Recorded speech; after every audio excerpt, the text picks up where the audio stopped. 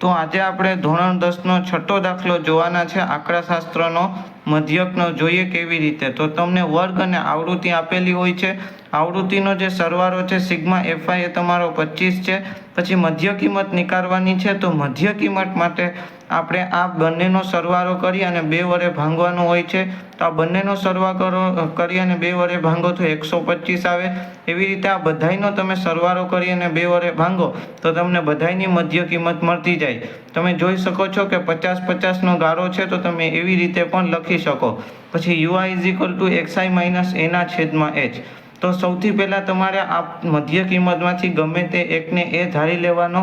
તો અહીંયા હું જે છે એ સૌથી પહેલી કિંમતને જ એ ધારી લઉં છું, કારણ કે માઇનસની રકમ ન આવે અને ભૂલ ના પડે એટલા માટે.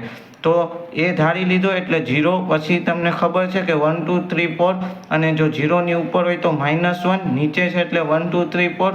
હવે યુઆઈ અને એફઆઈનો તમે કરવાનો છે તમારે ગુણાકાર.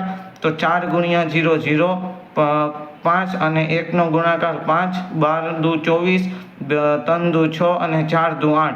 એવી રીતે તમારું એફઆઈ યુઆઈ મળી ગયો. એફઆઈ યુઆઈનો તમે જે સરવાળો કરશો તો તે તમારો 43 આવશે. હવે તમને બધી જ રકમ મળી ગઈ છે. સિગ્મા એફઆઈ 25 છે તમારો, સિગ્મા એફઆઈ યુઆઈ 43 છે, એ 125 છે અને એચ છે મોટી આવૃત્તિમાંથી નાની આવૃત્તિ બાદ કરવાની. 150માંથી 100 બાદ કરો તો 50 આવશે. તે તમે ગમે તે વર્ગમાં કરી શકો. હવે આપણું સૂત્ર છે x is equal to a plus sigma એફઆઈના છેદમાં યુઆઈ ગુણ્યા H. x is equal to a 125 plus sigma FI UI 43 અને સિગ્મા એફઆઈ 25 ગુણ્યા 50. બરોબર. તો 25 દુ 50 અને 43 ગુણ્યા 2 તમારા થાય 86. ફરી એકવાર 25 દુ 50 એટલે 25 થી 50નો ભાગ. અહીંયા 2 વધ્યા, 2નો ગુણાકાર 43 સાથે તો 86 વધ્યા. 86 ને 125નો તમે જે સરવાળો કરો તો તમારો x bar is equal two 211 જવાબ આવે.